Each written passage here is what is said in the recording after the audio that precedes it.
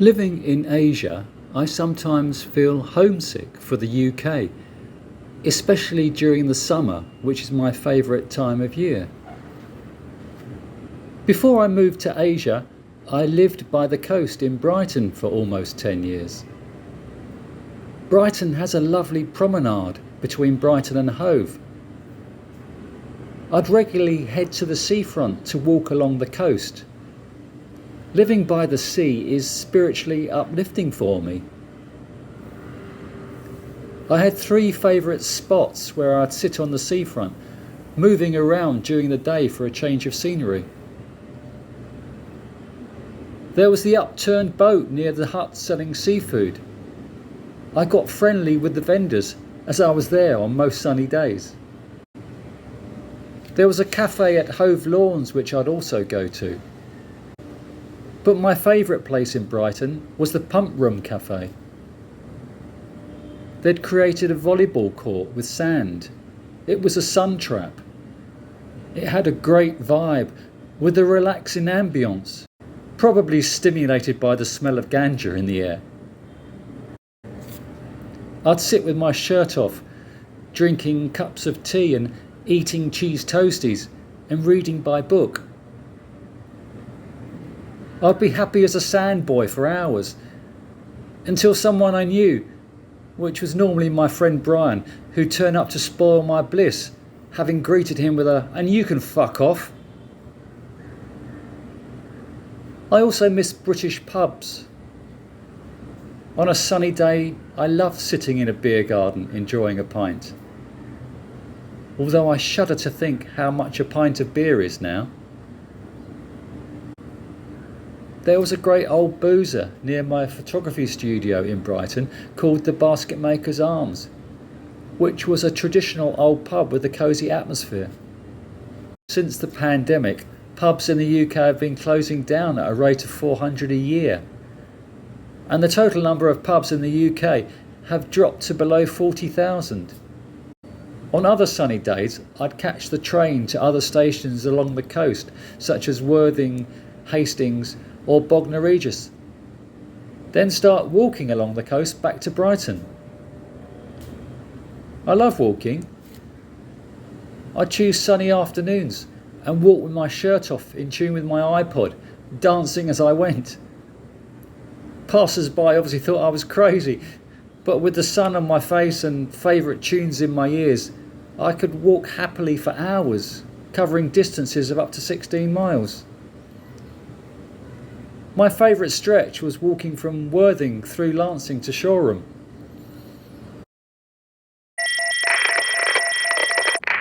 Don't miss out on quality broadcasting. Please like and subscribe to Bigg World Cinema. Thank you. I'd also go to the Amex to watch Brighton play football. I've been a Chelsea fan all my life, but wherever I lived, I'd support the local team, which happened to be Brentford for a couple of years when I was living in Ealing and dating a bunny boiler. They had an old boozer on all 4 corners of their old ground, Griffin Park, which has sadly recently been demolished, having moved to a new stadium. My mate Andy had a couple of season tickets for Brighton that he used to entertain clients, but was invariably let down at the last minute, so I got the nod as I'm more reliable. Brighton were in the Championship at the time, but we were at the Amex when Brighton achieved promotion in 2017. We'd also go to away games and enjoy weekends away, which was great fun, seeing Brighton playing in cities such as Cardiff, Manchester, Middlesbrough and Wolverhampton. We'd have some lovely meals and also take in some culture en route.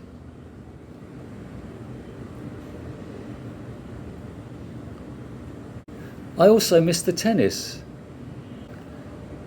Eastbourne, which is just along the coast from Brighton, has a regular summer tournament, which I've attended a couple of times with my uni mate Caffrey, who journeyed down from Bedford. A number of the big names appear in preparation for Wimbledon. Wimbledon is a special time for me, and I'd try to down tools for a fortnight as I'd watch different games on multiple screens. I know I can now follow the coverage whilst in Asia, but being 7 hours ahead is not really that convenient. I've attended Wimbledon on numerous occasions, as our father was quite successful getting tickets in the ballot. My sister and I stood on the centre court and saw the infamous semi-final in 1977 between Bjorn Borg and Vitas Gerulaitis, which the Swede won in the 5th set. On my last visit to Wimbledon with Caffrey, I was sat on an outside court waiting for a couple of Brits who'd be playing doubles, and Rafa Nadal came to practice. You could feel the aura surrounding him. A tennis legend within 10 metres of me. His stroke play was frantic, and this was just him practicing. I also missed going to galleries in London. I'd meet Caffrey and we'd go to the Royal Academy summer exhibition, or visit both the Tates or smaller galleries. When I eventually retire, I'd like to paint and create more art. We'd invariably end the day going for a curry, which I also miss. As I do the local library, where I'd be quick to grab the new books on release. But I don't have a home to go back to in the UK anymore. I've always rented, never bought property. When I left Brighton and moved to Asia, I got rid of the majority of my possessions. There's an artist called Michael Landy, best known for his performance installation called Breakdown, where he put all his possessions, which amounted to 7,227 items, on a conveyor belt and shredded them. I, in turn, spent the 6 months prior to leaving the UK listing and selling my possessions on eBay, which amounted to around £5,000. I had 6 crates of stuff I couldn't part with though, old memorabilia, photographs, etc., which are sat in a room at my friend Viv's in Tunbridge Wells. I sold a lot of my records on eBay, but my most treasured vinyl is at Caffrey's in Bedford. I'm a minimalist now. I came away with just a small backpack that I could board planes with without putting in the hold. It amazes me seeing young backpackers carrying so much stuff.